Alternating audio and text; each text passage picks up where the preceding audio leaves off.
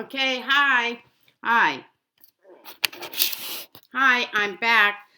I'll be reading Genesis chapter 14. Genesis chapter 14 from the Inspire Bible. And the Inspire Bible is an NLT translation. NLT translation.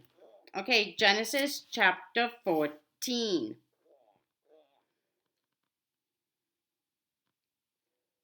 14. Abram rescues Lot. About this time, war broke out in the region.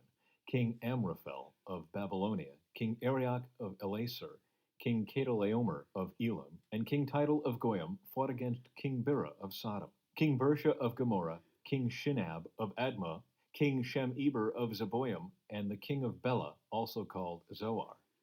The second group of kings joined forces in Siddim Valley, that is, the valley of the Dead Sea. For 12 years they had been subject to King Chedorlaomer, but in the 13th year they rebelled against him.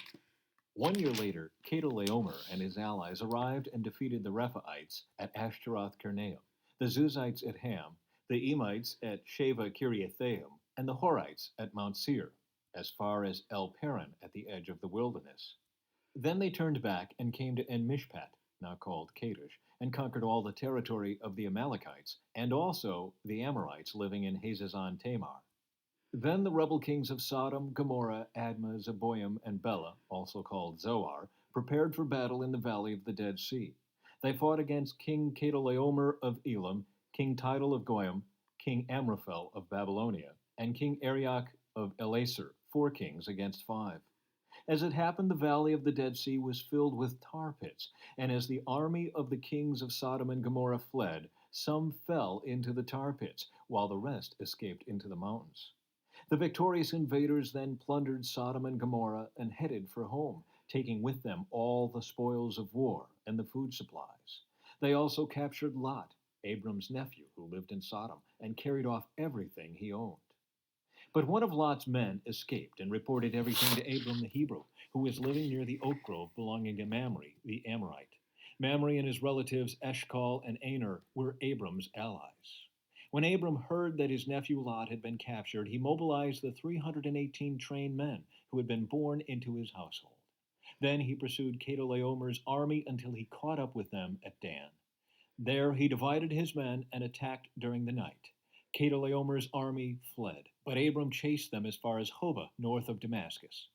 Abram recovered all the goods that had been taken, and he brought back his nephew Lot, with his possessions and all the women and other captives. Melchizedek blesses Abram. After Abram returned from his victory over Chedorlaomer and all his allies, the king of Sodom went out to meet him in the valley of Sheva, that is, the king's valley. And Melchizedek, the king of Salem and a priest of God Most High, brought Abram some bread and wine. Melchizedek blessed Abram with this blessing: Blessed be Abram by God Most High, creator of heaven and earth, and blessed be God Most High, who has defeated your enemies for you. Then Abram gave Melchizedek a tenth of all the goods he had recovered. The king of Sodom said to Abram, Give back my people who were captured, but you may keep for yourself all the goods you have recovered. Abram replied to the king of Sodom, I solemnly swear to the Lord God Most High, creator of heaven and earth, that I will not take so much as a single thread or sandal thong from what belongs to you. Otherwise, you might say, I am the one who made Abram rich. I will accept only what my young warriors have already eaten, and I request that you give a fair share of the goods to my allies, Aner, Eshcol, and Mamre. Okay, that's all for for okay, that's all for Genesis chapter 14. Okay, that's all. Bye.